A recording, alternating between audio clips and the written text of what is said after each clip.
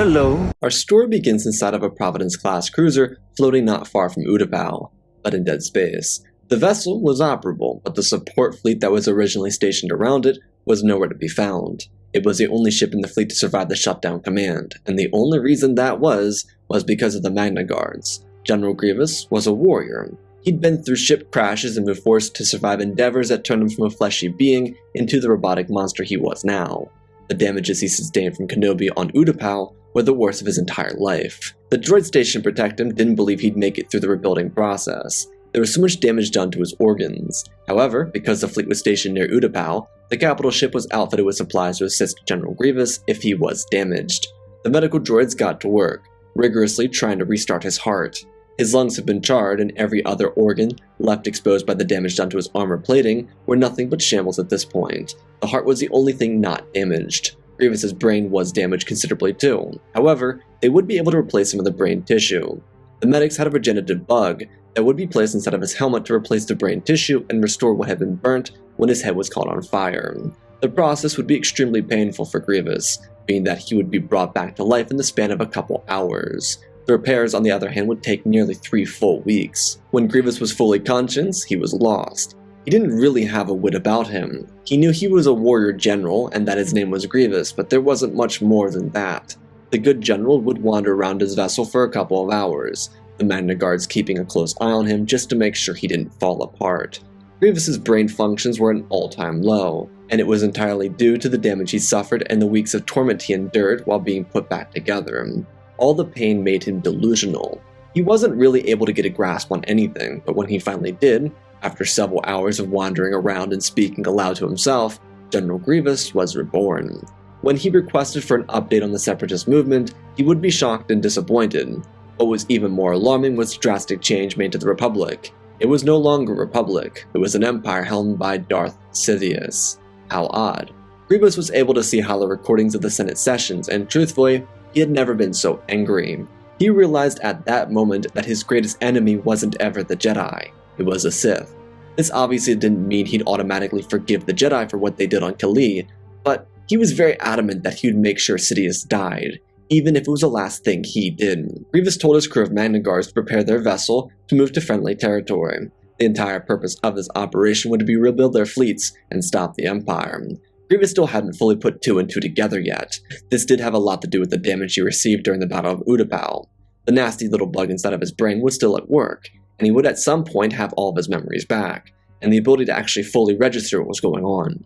The Magna Guards had already informed him that their ship was operable because of them. There was also crew on the ship that had been turned back on, but the Guard made it clear that they made the selective decision to avoid the shutdown command, because they had to save the general. Grievous believed that he could just restart all the Separatist fleet in the area and even potentially secure a foothold in the mid and outer rim before making his way back to Coruscant. How wrong he would be. Despite his eagerness to get back at Darth Sidious, every single Separatist fleet location was nothing but debris fields. Because it took him so long to recover, the Empire sent out fleets of clones to destroy the remaining fleets. There were some droid foundries left, but for the most part everything the CIS owned was nothing but splinters in the sea of space. Sidious made it clear, and very clear, that there'd be no rising rebellion in this new era. He cracked down on every former Separatist fleet immediately, not to mention their homeworlds. Had Grievous been resurrected earlier and more efficiently, then perhaps he could have gotten them back, but there was none of that now. Aside from the Providence they were helming, there were a couple other active Separatist crews in the galaxy. There was a location on Agamar that was semi-operational. It was a Separatist supply ship that crashed down, but the crew was, for the most part, active. The other groups of Separatist operation were Providences or other cruisers just stolen by pirates, just as a way for them to try and stick it to whoever challenged them. It wouldn't do those pirates well anyways. Grievous was incredibly disappointed with how this was going so far, and even began to doubt the potential of a resurgence from the Separatist movement. But truthfully, he cared about his own movement more than the CIS. The rage Grievous had for Palpatine couldn't be understated, especially since he had Palpatine in his hands. He could have snapped his neck or his windpipe on Coruscant, or driven his lightsaber through his chest, or literally anything. Sidious destroyed his life, and he would have to pay. This obviously was Grievous being upset at his current predicament. He wasn't privy to the operation to crash his ship and almost kill him before the Clone Wars even began. Or the fact that Dooku was in on the joke, or that they were never meant to win the war, no matter how powerful Grievous was or what he did in combat. Out of all the locations Grievous went to, he could only find a couple remnant groups that were capable of fighting for his cause. It wasn't much but a couple squads of B-2s, a number of destroyers, and more than enough B-1s. He couldn't really stop the Empire with this amount of forces, but the general wasn't worried. He commanded less troops when he was a Kalesh warrior. He would do just fine with this group of droids. However, Grievous needed to find a way to stick it to the Empire. He knew from what Dooku said that Sidious was much more experienced than he, so head-to-head combat with the Dark Lord wouldn't be the way to go. Instead, Grievous needed to find a means of destroying Sidious through an alternative method. Initially, Grievous tried all allied worlds, all of which being Separatist ran, but he found only two possible outcomes. He was either straight up rejected for having lost the war, or he couldn't even get close due to Imperial occupation. It was clear early on that this would be General Grievous's most trying time as a general. During his entire life, he had people that wanted to rally to his cause, whether it be on Kili or the general of the CIS. He always was the head honcho, and everyone was ready to serve him. Now he was being cast away, but he was no good for this new era of peace. The former CIS worlds weren't embracing the Empire. They were afraid of it. Imperial clone troopers cracked down on Raxus just as they did Sereno, Kid, and Emodia, and a conglomerate of other Separatist fortress locations. This left Grievous with a predicament. While by this point his mind was working fully once again, he needed to figure out how to get allies. He was talented alone, but B-1 battle droids were inefficient at the numbers they currently had, and he didn't have enough B-2s, Droidicas, Commandos, or Magna Guards to do any real damage. He did have a couple of the transforming maintenance droids, but Coruscant outlawed them after he bombed the power grid at the beginning of the war, so he couldn't really just bomb the Emperor to hell. Grievous also wasn't stupid, and he was a great general for a reason.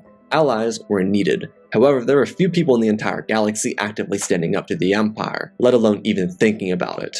Grievous did decide that he would try raiding Imperial facilities. The purpose for doing so is that he could gather schematics on Imperial shipyards, production routes, and so forth, though he was most hopeful to find something in the Imperial servers regarding rebel units or extremists. They picked an outpost on the far side of the galaxy. It was currently being manned by new stormtroopers, which in Grievous's mind told him that it was an up-to-date facility. It was really close to Onderon too, which was lost about a year before the war ended. Grievous remembered the report from the planet. The fool who was put into power was usurped by rebels or something. Those rebels would be Imperial loyalists by this point, surely, so no need to make a stop on Onderon. Grievous no longer had lightsabers, and with the Jedi all but extinct, he was hopeful he could find a lightsaber or a Jedi during his trip to this outpost.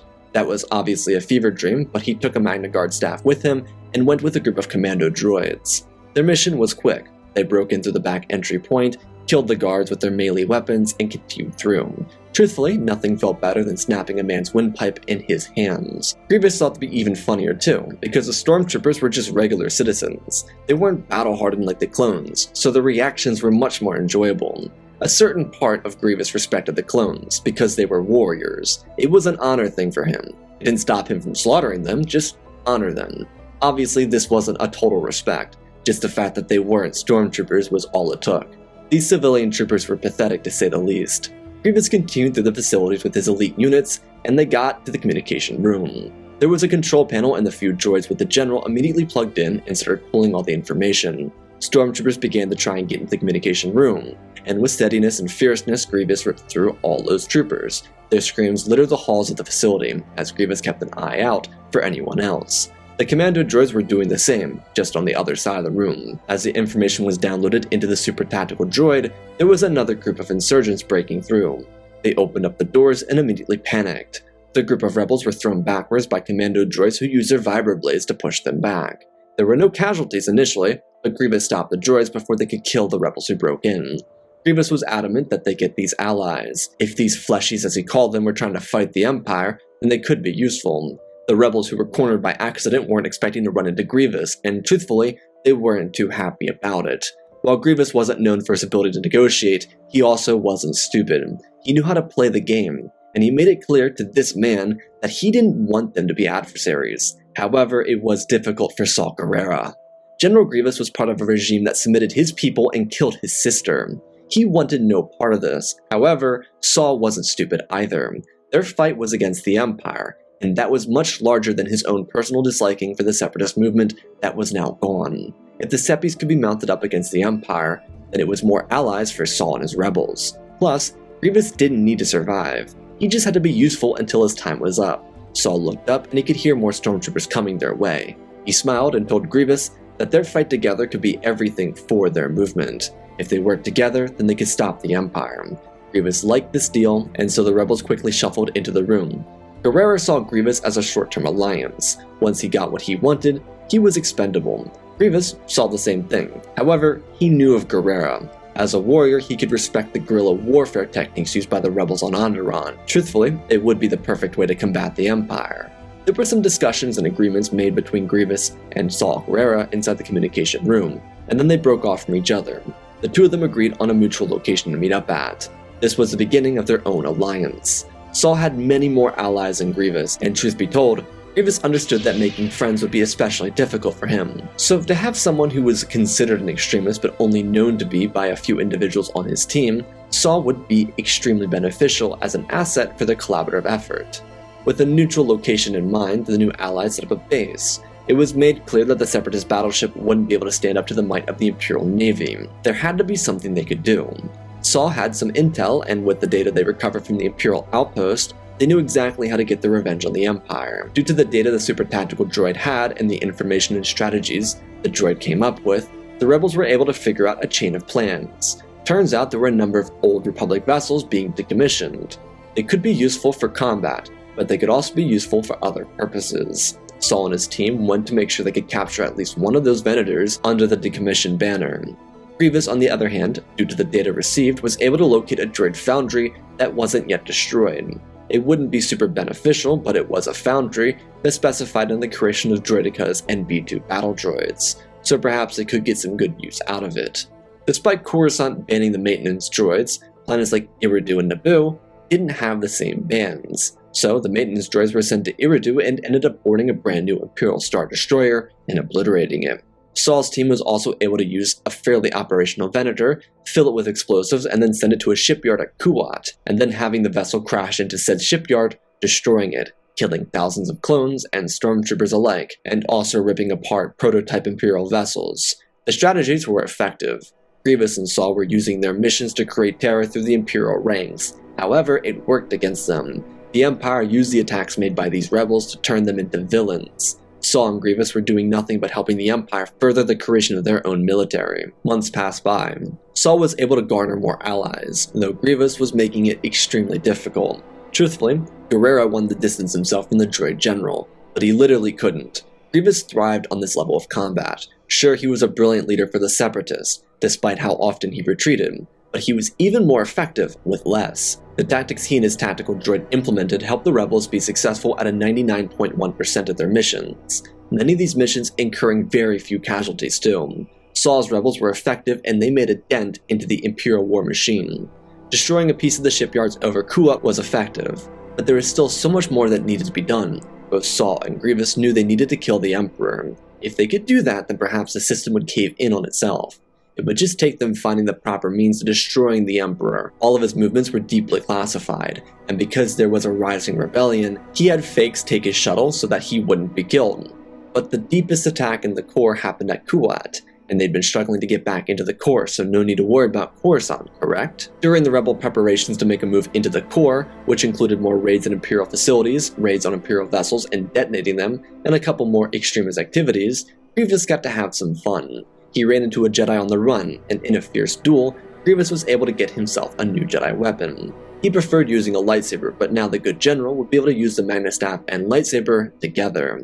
As it was made apparent by the Jedi, he was on the run from some type of Sith. Grievous assumed at this point that the Sith would be bringing in new allies. However, he was unaware that the Inquisitors and Vader were a part of that. Shortly after gutting the Jedi, he found himself an Inquisitor, and similarly, gutted them. It wasn't all that much of a challenge for Grievous, but now he was aware there was a Dark Lord, Lord Vader. Using what he knew about Tyrannus and Sidious, chances are Vader was Dooku's replacement. Grievous believed that whoever it was, he could beat. However, that would come later. His main focus was killing the Emperor. Saw and his forces had been tracking Sidious for a number of weeks. His ship movements were always odd to follow and very hard to follow, but they always knew where he would be. He was inside one of the larger Imperial fleets, but there was also something else. It appeared that Vader was traveling with him. Grievous and Saw came up with a plan, one to rip the entire foundation of the Empire apart. It was quickly set into motion. Their plan started with them securing an Imperial shipment that was en route to Mustafar. It's where Sidious and Vader apparently were. There were also rumors that Tarkin would be present too. Being that Mustafar was within Tarkin's territory, it was entirely likely that he could be with them. There were a number of things happening with the Empire. Tarkin was promising the chances of Project Stardust, or in other words, the Death Star. Palpatine was interested. He also wanted Vader to wallow in his failures by being so close to where he was when he lost to Kenobi. It was truthfully a pitiful loss, but Sidious didn't care. He made sure Vader knew he was a failure. There were Imperial officers coming on and off the destroyer too. The rebels boarded one of these shipments and rode the entire vessel into one of the adjacent Star Destroyers in the fleet. When they exited, it was silent. Saul and his men took Imperial uniforms and snuck into the destroyer. Grievous and his battle droid split off.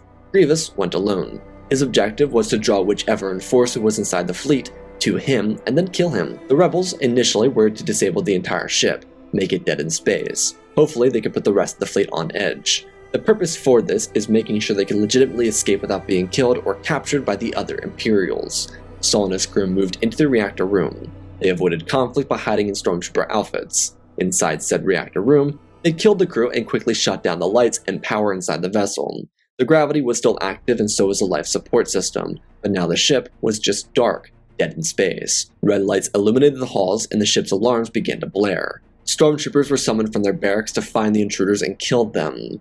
There was no real knowledge of someone being inside the ship, but it was the assumption based on what was happening. The vessel also called for aid from the other Imperial ships in the fleet.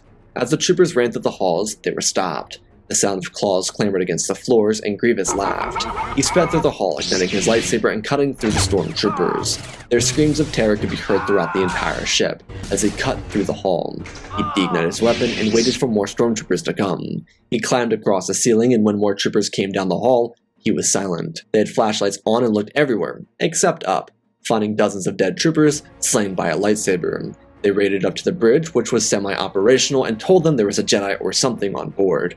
Grievous then dropped down from the ceiling, crushing a few clones stormtroopers with his claws, and then destroying those who tried to oppose him. His lightsaber skills were remarkable, and the troopers began to retreat. As they did, he dropped down on all fours and sped after them. When he got the chance, he got up and engaged. The troopers were left in pure terror as they ran for their lives, trying to avoid Grievous, but there was no escape. Their fight was over before it ever began, before they ever saw him.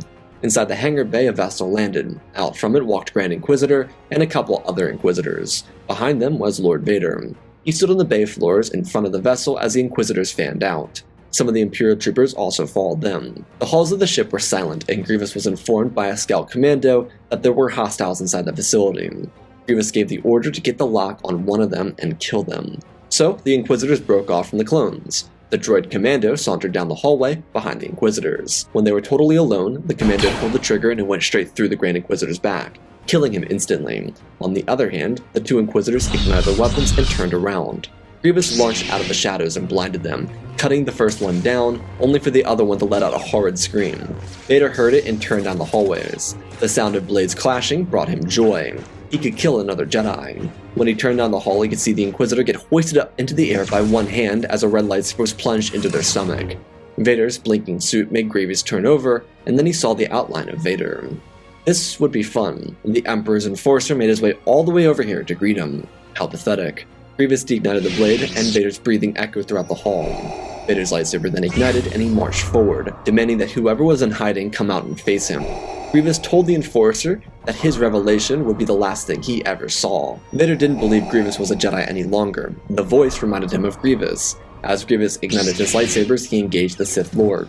Their blades illuminated the dark halls as they pressed back and forth, and Vader very quickly realized that Grievous had returned. There was no way for this to be possible. Obi Wan defeated him. The mere thought of Kenobi brought Vader more anger. The two of them should have honestly been allies, killed and reborn because of Obi Wan, and now they fought for control over a battleship. Grievous's blue lightsaber was cut out of his hand due to Vader's anger, so he backpedaled and pulled the Magnus staff from his back and ignited it. The two of them continued. Grievous, despite the darkness, was able to analyze Vader's heavy fighting patterns, and he used it to his advantage. With the Electro Staff, Grievous could beat Vader. It was very difficult for the new Sith Lord. It hadn't even been a full year since becoming Vader. he still wasn't the most comfortable individual with the suit. He was doing everything in his power to try and beat Grievous, but because Grievous was full of cybernetics, just like Vader, he could handle the strength that the Dark Lord had to offer. This wasn't a Jedi Padawan, this was another clanker. Without the brute force of his strikes providing him an advantage, he was an inferior duelist at the moment against Grievous. Their duel continued as stormtroopers tried to find the source of the action. Grievous slid his staff forward and smashed it into Vader's chest piece, crippling him and forcing him backwards. The combined hit to his chest and electric shot was more than enough for him. As Grievous seized the advantage, he lost it when a bundle of stormtroopers came around the corner. Though, because they couldn't see who was holding the lightsaber, they started to open fire at Darth Vader. Grievous ducked out of the way as Vader defended himself from his own men. His rage could not be understated as he reached out with the Force to crush their bodies. As he did, Grievous ignited the Inquisitor lightsaber and swiped up, removing Vader's entire forearm before bashing the blade against his chest and disappearing again. Vader fell to the ground, and Grievous was able to kill the troopers off. By the time this was finished, Saw was ready. The engines were back online, and the Imperial fleet was splitting up. The precaution made the capital ship an easier target, as the engines were boosted with some coaxium. Grievous and Saw quickly got to the shuttle Vader arrived in and stole it, taking it out of the vessel and watching the Star Destroyer collide with the Emperor's flagship. The explosion rocked the fleet over Mustafar, and with the fleet out of position, the rebels were able to jump to hyperspace, as all the officers focused on trying to stop the other destroyer from its collision, which obviously didn't work. There was a celebration inside the Imperial shuttle as it made its return to the rebel base. Grievous felt so much pride because he defeated the Emperor's enforcer in a 1 versus 1. That was something he prided himself in, even collecting Vader's lightsaber while he was at it. Obviously, the death of Sidious would create ripples across the galaxy. It was a year into the Empire, but Mas Amedda had a grip on the Senate. He could secure himself control over the Empire, right?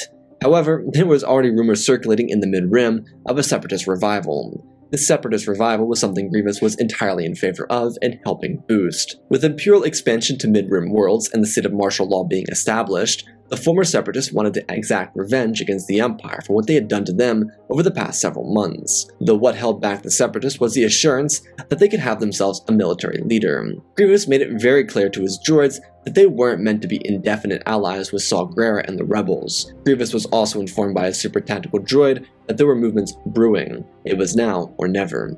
The only reason Saw would never be informed of this is because the super tactical droid and the rest of the battle droids were contained in their providence over the outpost. They weren't supposed to interact with the rebels, because it could scare away potential allies. But now that the Empire was without the Emperor, Grievous believed he should make a case to the Separatist aligned worlds that he could be their leader. But he did have some terms and conditions, so he sent out his commandos to speak with Separatist worlds, and he gave them holograms with Grievous on it. He expressed his desires to bring victory to the former Confederacy. This time they would not be helmed by the Sith. This time they would not be restricted by Dooku or Palpatine, and this time they would win this war. The clones were being phased out and the stormtroopers weren't prepared enough to fight back. The only issue was the Imperial Star Destroyers and Navy. But if related family members to Gunray Tambor or any of the other former Separatist Council members were interested in restoring their wealth, then it could be done through the funding of a new Separatist military. Saw Gerrera, on the other side, was just as excited that there were new allies clamoring to him to support his movement. He was really excited to see his rebellion growing. There was a genuine movement within the Mid-Rim to support him. It was former Republic worlds who were affected negatively by the rise of the Empire. Now with the Empire weak, there could be realistic change, but aside from the rebellion and potential Separatist movements, the Senate was having its own issues. Because Palpatine gave so much control to the corporate sector, Mas Amedda was able to utilize the corporate empire to submerge the Senate into silence. He could buy a good number of senators, but not all of them were bought. On the other side of that, the new Imperial Moff program was beginning to rally together to grow a more militaristic empire, similar to what Tarkin was suggesting. Both sides ended up turning against each other, and their turn became the split in the empire. The first strike came from the corporate empire, as they bought out an Imperial shipyard and pushed an Imperial Moff from control. The Moff then retaliated by striking back and killing some of the corporation managers in a hostile takeover. The breaking point came with the addition of clones supporting the corporate empire and the stormtroopers supporting the Imperial Moff Confederation. The corporate empire could supply the clones, despite having agreed to phase them out under Palpatine's rule. The Imperial Moff Confederation was much more loyal to Tarkin's rule and plans, so they supported the usage of Imperial stormtroopers. With the disorganized empire turning from a Cold War to a full-scale civil war, the Separatist movement was reborn. All of this took months to organize, and by the first celebration of Empire Day, it was clear that the Empire was too fragile without Emperor Palpatine. What formed in the wake of this was a Separatist realignment, and at the same time, a rebel alliance was born. However, its leader would have its own issues. Because there was a growing Separatist movement, Saw was prepared to kill Grievous, but the droid general wasn't going to lose this time. No one would win but him. The only victor could be the Separatist. So Saw requested for Grievous to meet with him, and naturally Grievous's capital ship orbital bombarded the rebel base and killed everyone involved. Grievous abandoned the destroyed outpost and set up with some diplomats and family relatives that were part of the Trade Federation, Techno Union, and Commerce Guild. They had the power to undo what the Empire had built. Unbeknownst to Grievous, there was a fleet of Lucrehawks not far away from the former outpost. The only thing is, the fleet was damaged. It was a scavenged fleet. They had been rebuilding in the wake of the Imperial reign. There was one key distinction here for Grievous. He wouldn't have a massive army or fleet like he did last time. This entire endeavor would be reliant on his skills as a military leader. If he couldn't be successful on the battlefront, then the Separatist realignment would fail. There was also a lot of meticulous planning that went into the military movement for the Separatist realignment. However, Grievous's focus would be elsewhere. He couldn't theoretically do anything aside from play on the sidelines, so he made what he had work. Using commando droids, he furthered the divide between the corporate empire and Imperial Moff Confederation. Commandos could change their voice modulators, so they impersonated Imperial officers, clones, commanders, and Moffs to continue forcing the Empire to implode upon itself. Despite it actually working, there was so much more that went into standing up to the Empire. Months of conflict would erupt. The stalemate between both Imperial factions would force many into the Rebel Alliance, which was growing considerably, even without Saw Gerrera. Due to such a stalemate, the entire Imperial Senate would be disbanded, not by Masameda's word, but by a Senate bombing due to the rise of the Imperial faction. The two-faction war was secretly a four-faction war. The Separatist realignment was more well-known than the rebellion, but the Imperial Moff Confederation was striking up issue with the usage of CIS battle droids and battleships. So despite Grievous's strategy, there was little he could do when a fleet of 2 or 3 ISDs rolled up onto his territory and engaged him. Separatist fighters were much more elite, but without support ships or frigates to hold their own, they couldn't sustain long fleet battles against the Empire. The few engagements Grievous had been in were overwhelming defeats and routs. However, Grievous, as a strong and prideful warrior, was able to see these tactical defeats as lessons, and truthfully, due to the trust the former CIS had in Grievous, the realignment was much more willing to continue supplying Grievous. The Foundries were creating commando droids more than anything else, because it was the only way the realignment could actually be a part of the conflict. Grievous had another plan though. With the new star tech being built for the Empire, he utilized the conflict between the Imperials to get data on future vessels and blueprints, and how to build them. Instead of just building Star Destroyers, Grievous and a number of engineers forced into creation of vessels similar to a Mon Calamari cruiser, with the aesthetic of a CIS warship but the firepower of a Star Destroyer. The only issue was the energy needed to power such a vessel. Thankfully, the Trade Federation knew how to do it. It could be done. They'd been powering overly sized vessels for centuries longer than the Empire. All they needed was time and a facility. Due to the Empire shrinking back up, the realignment utilized Geonosis and Hypori, 2 worlds on the outer edge of the galaxy. However, the struggles in this warring galaxy didn't end there. With 4 factions already involved, a 5th one was born in the Outer Rim. The galaxy was more divided than ever before, and Darth Maul wanted to seize the opportunity with the lack of Jedi and Sith. There was no one that could fight him, and he could use Crimson Dawn's resources to push for Imperial territory on the outer edge of their control. It wouldn't be much, but he knew with a fragile system crumbling, he could capture some much needed resources for himself and his new empire. General Grievous's realignment was struggling, but it was in the middle of the pack. The corporate empire had all the power in this war, but the Imperial Moff Confederation had the territory. The realignment had territory too, but not enough to fight the war, while both the Rebel Alliance and Crimson Dawn were nothing but individuals trying to garner some sort of control in this war. Grievous had more struggles though. His war effort was fledgling, and it wasn't due to poor strategy either. He was struggling because both Imperial factions were so well supplied, and he had to win with strategy alone. It also didn't help that some of his supporters began rallying together with the Alliance, or Crimson Dawn. It wasn't a lot, but his lack of visible production made his cause look less viable. The thing with Grievous's realignment is that it wouldn't be very noticeable on the surface level. His entire plan was built around what happened when the Empire collapsed. The Separatist realignment could win over the hearts of Imperial citizens, especially because this little Empire experiment failed. All of Grievous's behind-the-scenes work was inspired by what Sidious did to him. The only difference is, Grievous didn't control either Imperial faction, he just had the hope that it worked. New commando droids were created and used for these tactics. Each of these units became more and more effective. At the same time, they became even more unrecognizable from the original model. Their work continued to put both Imperial factions into disarray. Some of their efforts would even thwart troop movements, but the Empire at one point was able to retaliate. They were able to develop a software that could destroy the commandos once they plugged into their systems. However, there were bugs in it. The system would reject anything, whether it be commandos, astromechs, or even the troopers who manned it. It was really buggy. On top of that, the corporate empire was facing some of its most challenging issues. Due to the support of the clones, they were slowly but surely running out of a fighting force. The faction promised the clones a plentiful life on the other side of this conflict, and the clones knew they were fighting for more than just the Empire but their own lives. However, their numbers were decreasing. The Confederation could very easily replace their stormtroopers. The clones, on the other hand, no longer had Camino. Grievous thought he could take advantage of a war-torn galaxy, but it wouldn't work. The foundries were only now catching up to the quota he wanted fulfilled.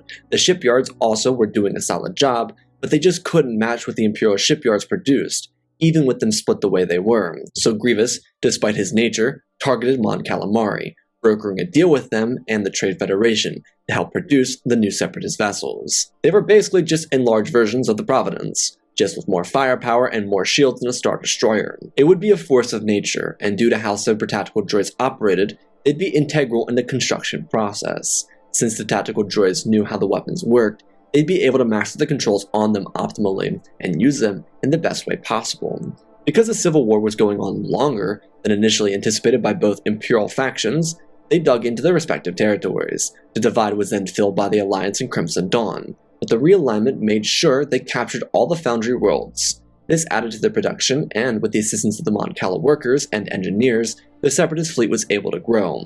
The war itself would continue for years, and it would take over the galaxy.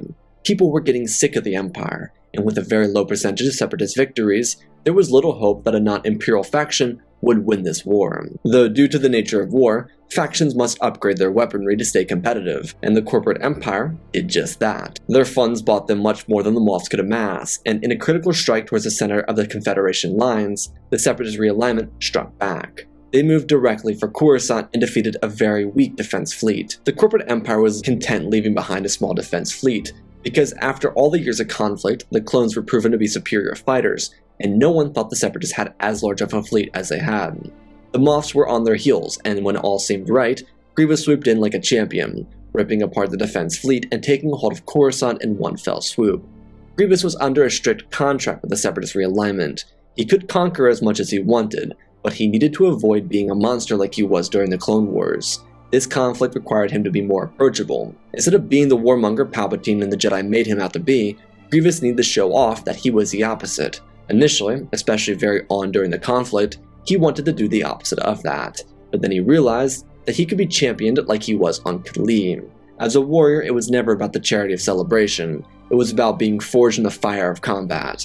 With a chance to go to war against a multitude of factions, he could live the life he wanted, while also restoring a sense of balance to the center of the galaxy, something he really didn't care about. With Coruscant secured, Grievous went to the now barren Senate building and played a hollow recording from the Separatist realignment. It was a message suggesting that who they were, what they strived for, was never what the Republic painted them as. The message was hopeful and inspiring, and so Grievous left the Senate building and joined his fleet over the city. It wouldn't be long until he was driven from the city world when the corporate empire returned in full force. Grievous was able to defeat a good portion of the fleet, but his retreat, while it may have looked weak, was strategically sound and would assist the realignment in the future. When Grievous and the fleet returned to their home world, they were approached by the leaders of the Rebel Alliance. They wanted to realign. It was known by many within the Alliance that Grievous slaughtered Saw Gerrera, which is what created a divide between them in the first place. But with the speech left behind by Grievous on Coruscant, the Alliance believed it to be beneficial to align with a power that could assist them in the run for control over the galaxy. Ironically, if it weren't for the early relationship between Saw and Grievous, the Alliance wouldn't have been able to get off the ground so early. While the hopes seemed lost for a non-Imperial regime, territory under the control of both the corporate empire and now broken Imperial Moff Confederation turned on their forms of government. The experiment had failed. The Empire was a complete bust. The Separatist government was efficient during the war. Perhaps it'd be useful now. Grievous was gifted more resources, and his war against the Empire became a focused one against the corporate regime. The Confederation was dying off, and they were continuing to be beaten back, even by Crimson Dawn. Grievous strategically split his forces to capture important production worlds under the control of the Confederation. It was difficult, but the B-1s and other battle droid variants were able to bring peace to these worlds, as well as inspire efforts to continue growing the war effort in favor of the realignment. The Alliance was very important during this part of the process. Despite how Grievous felt about the rebels, he knew he wouldn't be able to continue his conquest without them.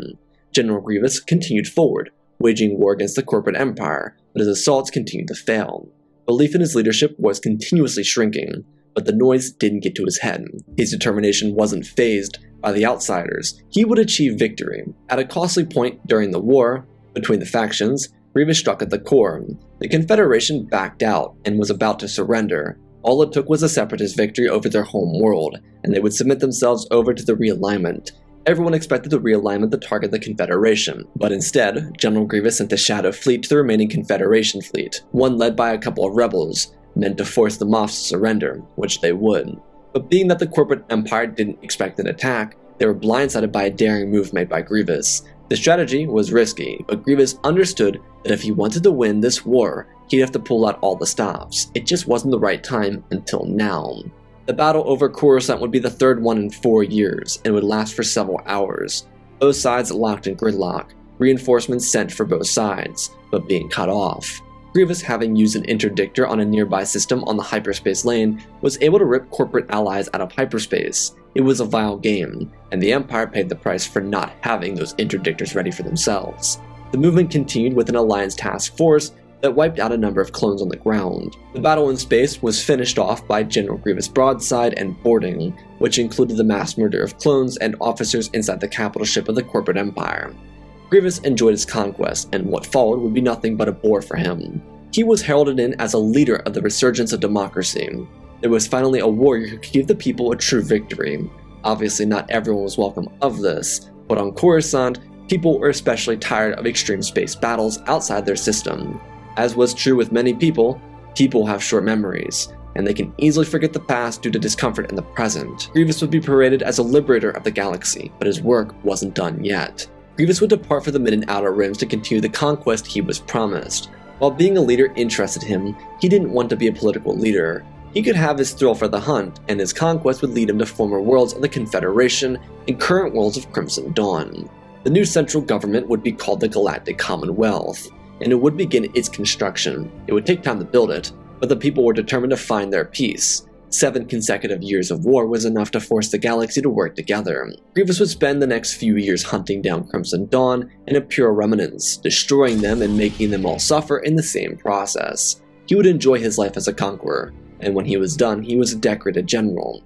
The Commonwealth would see him as the hero. The irony of people with short memories was their ability to selectively forget that for the first 3 years of conflict, he was the villain. The birth of the Galactic Commonwealth would be pioneered by an alliance-driven force, but due to Grievous' expansion into the Outer Rim, the Galactic Commonwealth actually lived up to its name. Grievous had the choice to live a rather peaceful life, but he decided to continue being his own leader. Instead of just battle droids, he was gifted the command over elite units and an actual put-together fleet, which was a conglomerate of the best each faction had to offer. With the Jedi all but extinct, he wouldn't ever have to see them. For Jedi that did survive, like Kenobi, he would have to accept that his greatest rival during the Clone Wars was now a decorated hero. The Skywalker twins would receive their Jedi training, but the resurgence of a Jedi Order would go under the radar, especially as neither twin would take up an interest in becoming full-time Jedi, despite their training. Those who survived the Purge and the War would attempt to rebuild their order, but it would never come to fruition, despite Grievous never having any interest in the Jedi, simply due to him assuming they were all dead. While the war would cost more lives and more destruction, Grievous' bond with Saw Gerrera would be the stepping stone to building a society free from the political influence of force-wielding religions and devious corruption. The Commonwealth had a chance to start fresh, and thanks to General Grievous, who was now retired, it would be determined by them if they could sustain the peace they worked so hard to acquire. And that, my friends, is our story. Again, special thanks to Galvin Gaming, Tristan, Sky Guy, Mandalore, Sir William 1767, Darth Revan, Granddaddy Bane, Cullen Rooney, Shark Midori, RJ38, Nick, Michael Erlanger, The Last Jedi, Apollo, Weewu 670, Anakish Dink Runner, CT7567, Toaster Oven, Oz of Oz, Darth Nox, The Eternal Padawan, Joshua Tem, Johnny Naguin, Sansa Skeleton, Jedi Sloth, Mr. Yeet Gamer, Lord Calig, Only Slayer 66, Mad Maddie Studios, Anakin 003, Lord Draken, Fortis Like Star Wars, Airbus, Rex the Wolf, The Man with 3 First Names, Dark State 46, Baron Joshua, and Lord Deadwing for supporting the channel. Smash that like button, you're supporting other ways, go check out the Patreon. Link is down below. Last episode of the Sith Clone Wars. Season 2 is out this week. Get ready for the season finale. Super stoked. It's like an hour long, even more exciting. Anyways, let's talk about the story. For a story with General Grievous and the Alliance, I thought it would be perfect to be this like a more extremist version of the rebellion. And I think because it's a more extremist version, it leads to a genuinely much larger war. I think the death of Palpatine is the most important part of the story, the crux if you will, because it creates a divide within the Empire to allow this war to become a multi-faction war. There's no way Grievous and Saw, at the beginning of this, could actually fight the Empire and win. And it's because of this bigger civil war, this Imperial civil war, if you want to call it that, or a faction war. Because of that war, it allows Grievous to actually get a chance to take it. Obviously, he doesn't care about Gerrera. He doesn't really care about anything. He wants to conquest, but he can't conquest unless he makes a deal with the Separatist realignment. That's kind of the whole point there, is that he can't really do anything without this backing. And so he kind of changes himself to get this backing, and then by the time he finishes his conquest, he's become the most successful victor in the history of conquest, galactic conquest, if you will. So I hope you all enjoyed. I love you all, spread the love, and always remember, my friends, may the Force be with you.